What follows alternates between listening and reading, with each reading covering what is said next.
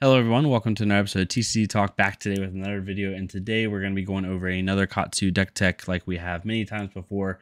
I wanted to kind of give an update on Ninja, with the new Ninja hero being teased and the new heroes in general with Uprising and where I think the meta is going to go and things of that nature.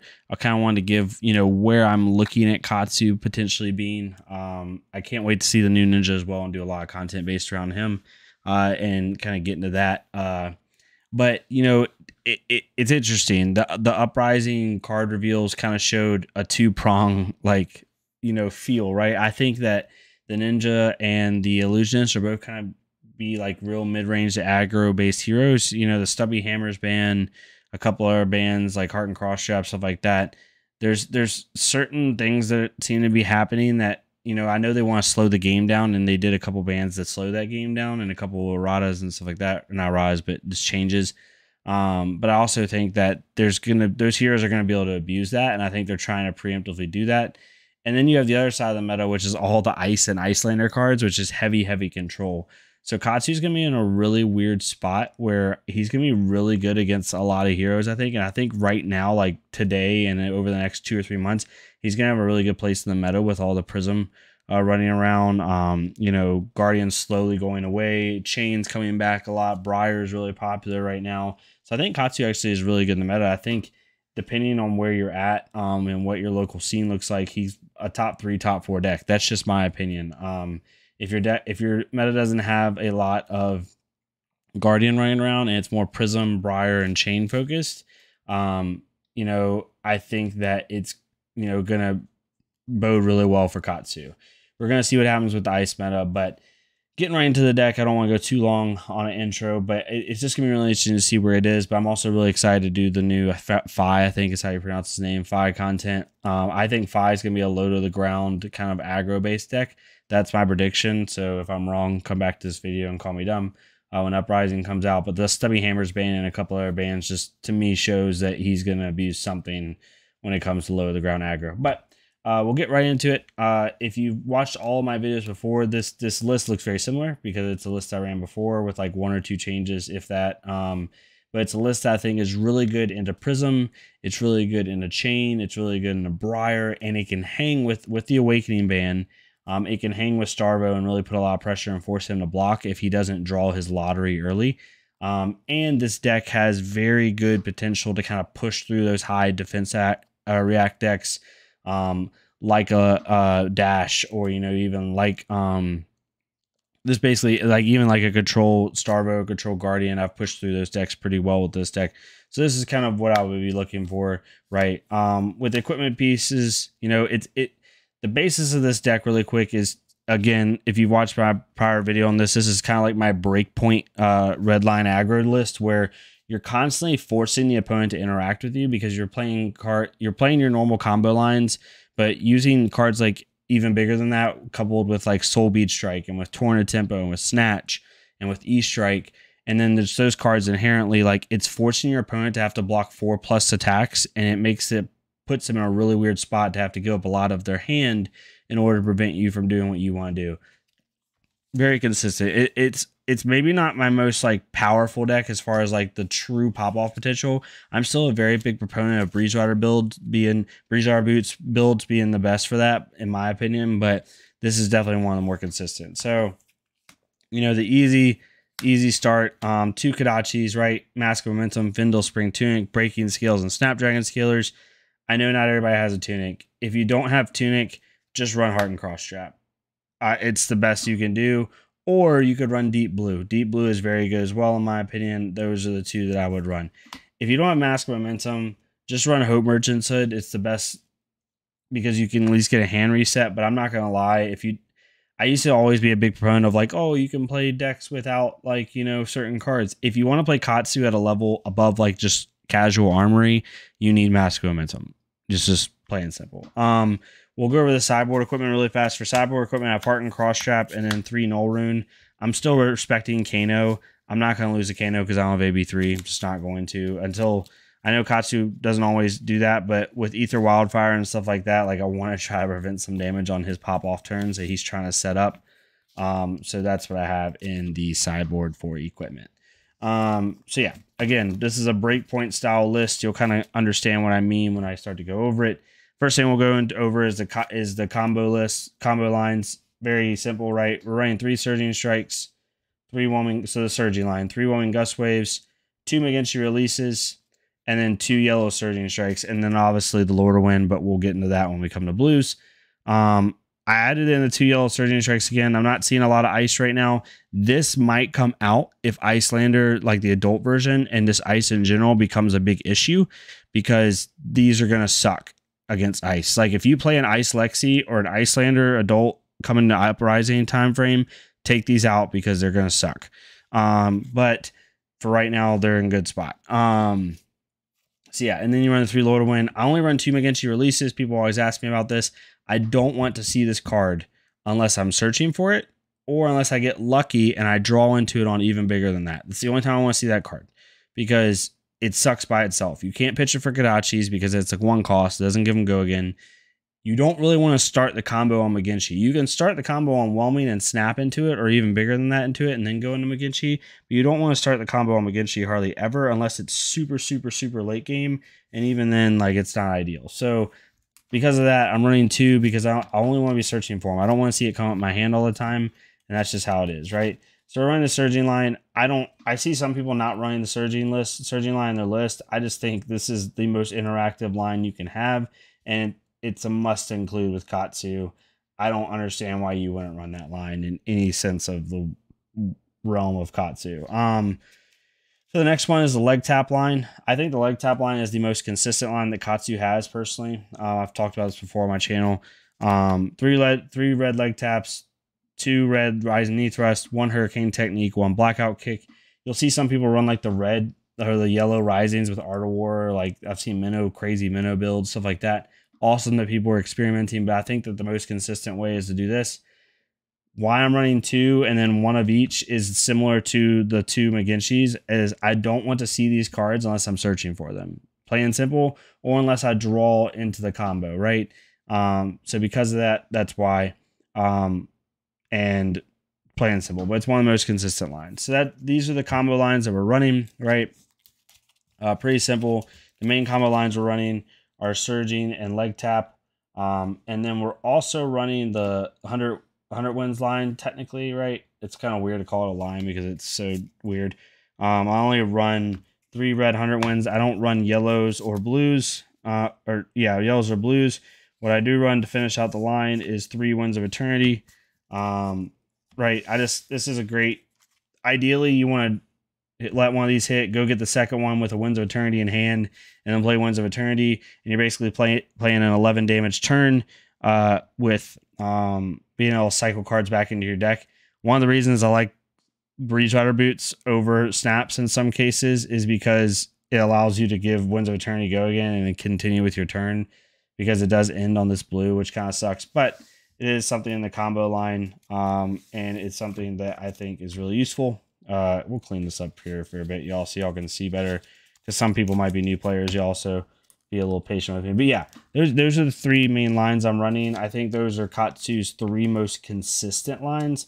I'm not running the full Soul Bead line, and I'm not running the full Torrent line.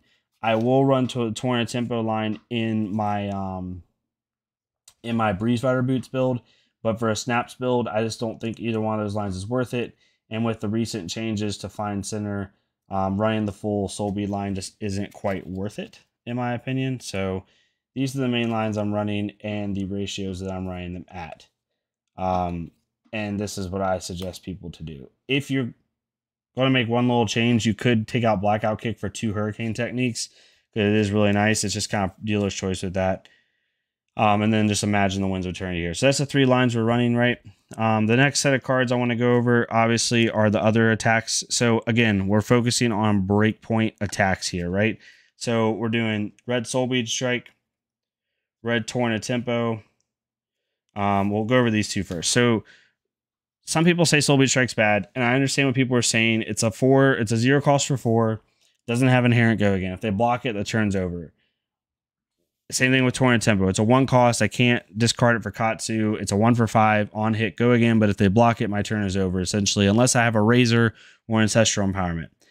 why I like these cards so much is when you play these cards late in the chain, these cards are devastating to your opponent, right? If I Kadachi, leg tap, they block out my leg tap to prevent rising. Then I Soul Bead Strike. Now they got to block out Soul Bead Strike again. I likely still have, one card in hand, one card in arsenal, or one card in hand, right? It really puts a lot of pressure on your opponent to force them to block out these cards. A lot of people that say these cards are bad, I'm not saying they always do this, but a lot of times they might not just be playing the cards right. Like they're playing these cards one in chains 1 or 2 instead of trying to play them in chains 3 or 4. Like Torrent Tempo is one of the best, in my opinion, chain 3 attacks after a double Kadachi in the deck, because if you Kadachi and they block the second Kadachi and then you play Torrent Tempo for 5, unless they're like an Oldhim or like a Guardian, they're likely gonna have to, they likely just used a card from hand to block, right? And then now they're gonna have to use arguably 2 cards from hand or a really good defense reaction to block this out, in which case, you don't, maybe a little bit of ping damage and you force 2 to 3 cards out of their hand, and then they're just gonna arsenal pass and give it back to you, and now you have a full grip again, right? Like the point of this deck is to make the opponent block, make the opponent interact with you. It's not just to push damage. Like I see a lot of lists running around right now, and this is the only time I'll kind of get really bullish on this list as far as like kind of strong opinions. If you're playing Katsu just to deal damage, stop playing Katsu. If that's what your goal is, go play Chain. He's better at it. Like Katsu, I've argued with people in the face on this. Katsu is built. The ninja, especially Katsu ninja, is built to make your opponent make improper decisions and make your opponent block and make your opponent interact with you. That's why it has so much card draw. That's why it has so much combo effects. That's why it has, his trigger, all that. It's to make the opponent have to make the decision. It's not just to push damage. If you want to push damage, go play Chain. So that's just my opinion. So yeah, I'm running these. I really love these. I've never had a game where like these felt bad. Legit, never had a game where these felt bad, because they always force the opponent to interact with me. We'll do these first. We'll run, since I'm going back to my Snaps build, I am running Red Snatch, obviously. Just a really good card, especially even bigger than that. Playing this on chain 3 after an even bigger than that is amazing. Really basically forces the opponent to block. And if you have a Razor, unless they're just really playing safe and block for 7, it's a pretty much guaranteed draw 2, or draw 1 at the very least. I'm running 3 Enlightened Strike. I am 1 good ninja set of cards away from taking out E-Strike. It's so good with even bigger than that. That's why I keep it in the deck, to be honest with you. I just feel like it has to be in the deck, right? And then I'm running 1 Salt the Wound. I love Salt the Wound. I love this card. I love this card, but also I just had 1 slot left in my main board, and I was like, okay, Salt the Wound's going in there. It blocks for 3. It attacks for 2. It gets a +1 buff for every attack that's hit on the combat chain. So most of the time, this is coming at 0 for 4. It's basically like a yellow Fluster Fist. Yes, you can't search it, but you can pitch it for Kadachis. It blocks for 3, and most of the time, it's attacking for 4. I just think it's one of the best utility cards you can have, like simple utility cards. And it's a ninja attack action, so you can Ancestral Empowerment it, and you can Razor it if you absolutely want to. So hopefully that made sense. Our next thing we'll get into our cards that are non-attack actions. So for anyone that's new here or new to Ninja, here's my sense on cards that are non-attack actions with Aggro Katsu specifically. You should never run more than 12 to 13 cards that are non-attack actions. If you run more than 13, you're going to start bricking your hand. That's just my opinion. That is from an aggro to like a fast mid-range to mostly aggro deck. I would not run more than 13. If you run more than 13, it just hurts your consistency. I've tested anywhere as low as 9 cards that are not attacks to as much as 16, 17 with Art of Wars and stuff like that. It's just, it eliminates Katsu's consistency, and it's not good. So we're running 13 in this deck, right? We're running the 3 even bigger than that. Obviously, this card is straight gas. It's just amazing for Katsu. We're running 5 of them total. 3 reds, 2 yellows. We're then running 3 Ancestral Empowerments. Again, kind of obvious standard. 3 Razor Reflexes. And then we're running 2 Lunging Presses. We have 16 blues in the deck, 2 of them which are Lunging Presses. It's just a cheeky, great card that has helped win me so many games. It actually pisses people off, and it's great. I love that card. I was running 1 of, now I'm running 2. One, because I wanted one more blue if I needed it, and two, because it wins you games. Like, it's just, people do not expect that card at all. It's pretty nutty. So I enjoy it a lot. So as you can see, we're running a total of 3, 6, 9, 11, 13. I would not go higher than this personally. So, you know, do that with what you will, but that, for this type of list, I would not go above 13. So then we have blues, right? We're running a 60 card core here. We're running obviously two blue lunging presses, 3 soul bead strikes, 3 Lord of Winds, 3 fluster fists, 3 winds of eternity, and 2 fine centers. So the reasoning behind all these blues, right? Because everybody always asks me, as all gets, you know, the little freaking pants in the twist, is one, winds of eternity is pretty obvious. It combos with 100 wins, right? So that one makes sense.